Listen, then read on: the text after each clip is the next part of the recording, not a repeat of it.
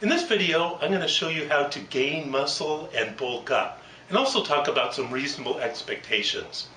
There are thousands of companies out there selling newsletters, website subscriptions, all kinds of products that are promising to help you gain muscle fast, and they all want your money. Let me let you in on the secret for free, as long as you promise not to tell anyone. Okay, lift weights and eat right. It's actually that simple. Although it's simple, it takes a lot of work and dedication, and we're going to talk about that in this video. But first, let's talk about some expectations. The Pec Pumper 1000 is a revolutionary device guaranteed to give you the big muscles you've always wanted. Gain 100 pounds in 10 days. Guaranteed. Results not typical. Your experience may differ. Use of this product will probably result in death from infection, organ failure, embolism, heart attack, or explosion. Use at your own risk. Caution. Deflation may result if use of the Pec Pumper is discontinued.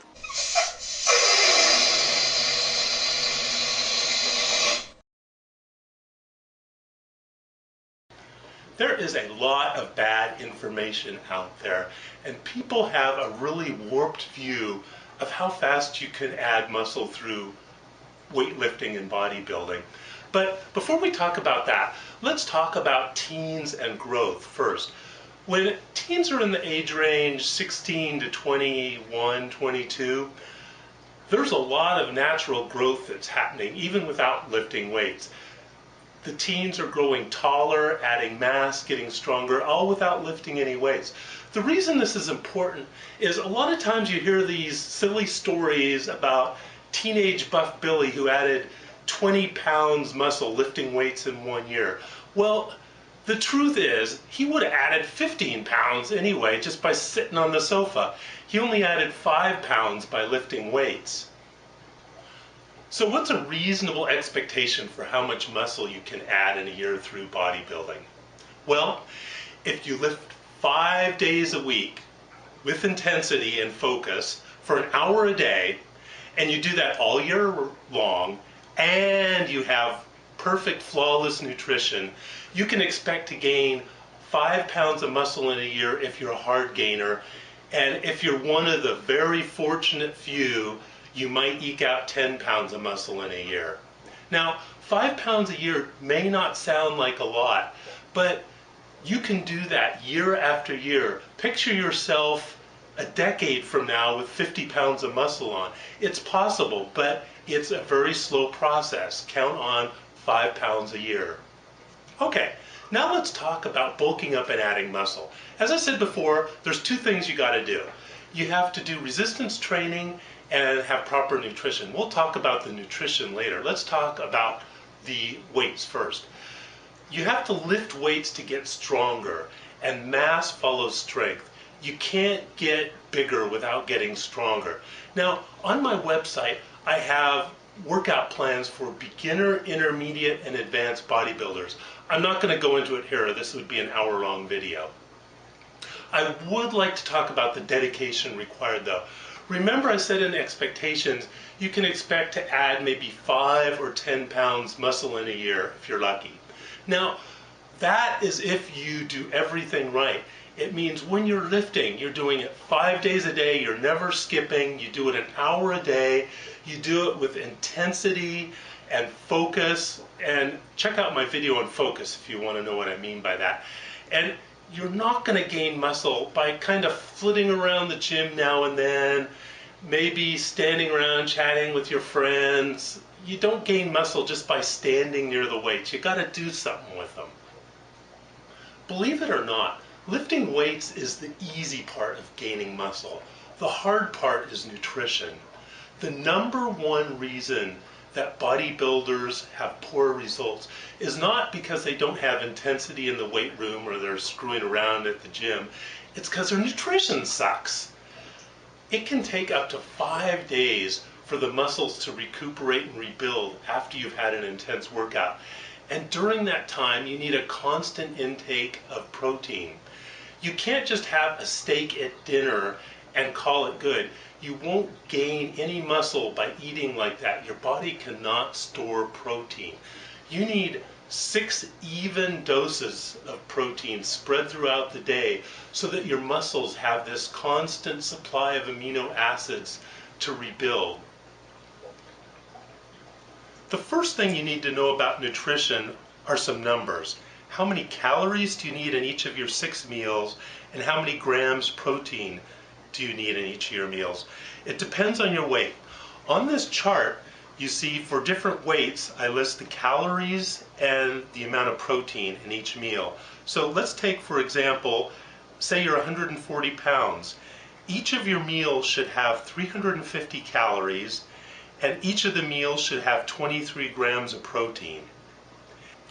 Eating more than this will not make your muscles grow faster. It will just make you fat. This is really important, so I'm going to say this again. Eating more than this chart shows will not make you more muscular or stronger. It will just make you fat. This is the whole bulking myth. You do not need to get fat to get strong or muscular. As long as you have the 6 evenly spaced meals like I show in this chart with the amount of protein I suggest, your muscles will have all the amino acids they need to rebuild stronger and larger. You don't need to get fat. Let's take a look at what happens if you're not careful what you eat and eat junk food. Let's take our hypothetical 140-pound bodybuilder. As the chart said, he needs 23 grams of protein 6 times a day. And let's say that he gets that with fast food by eating Big Macs. They have 24 grams protein. Perfect. Each burger has 24 grams protein, so his muscles will grow. But man, oh man, look at the calories. Remember I said this 140-pound bodybuilder needs 350 calories per meal. Well, the Big Mac has 590 calories, almost 200% too much. What this means is our 140-pound bodybuilder will be gaining muscle, but he's going to be gaining 3 pounds of fat per week, or 12 pounds per month. Can you say sumo wrestler? So if you can't eat fast food, what can you eat? Well, basically your meals need to be high protein and low calorie. So the meat sources in your meals need to be very lean cuts of meat. For example, chicken broiled or fish broiled. Your meals also need lots of vegetables because they have a lot of ability to fill you up with the fiber without a lot of calories. And your meals also need to have whole grains like oats or whole wheat or brown rice. Those also give you the energy you need and also fiber to fill you up. You can also check out my video on nutrition for lots of low-fat, high-protein meals that will work for this. If you have the time and devotion, you can gain muscle and lose fat at the same time, but it's really hard. The lifting weights is exactly the same, but the nutrition is really tough because you need the same amount of protein, but you have far fewer calories to work with. So coming up with acceptable meals that are high protein and low calorie is really difficult. Basically, there's nothing you can get at a fast food restaurant or that's already prepared in the TV dinner aisle that will work. You need to cook all your meals from scratch, and they will basically need to be non-fat meals. As I said, it's really difficult, but there's no reason you cannot add muscle and lose fat at the same time as long as you're willing to put in some time with the nutrition. Now let's look at some numbers for those wanting to gain muscle and lose fat. This chart will show you how many calories you need if you want to lose fat at the rate of 1 pound a week. Let's look at our hypothetical 140-pound bodybuilder again. They would consume the same amount of protein in each of the 6 meals, so 23 grams of protein. However, they only get 265 calories per meal. That's 85 fewer than they were eating before when they were maintaining weight. This is really difficult to do. So remember, gaining muscle and bulking up requires 2 simple things. You have to lift weights regularly with intensity. And 2, you need good nutrition, which means 6 small, well-balanced meals a day, each with protein. That's it. Happy lifting.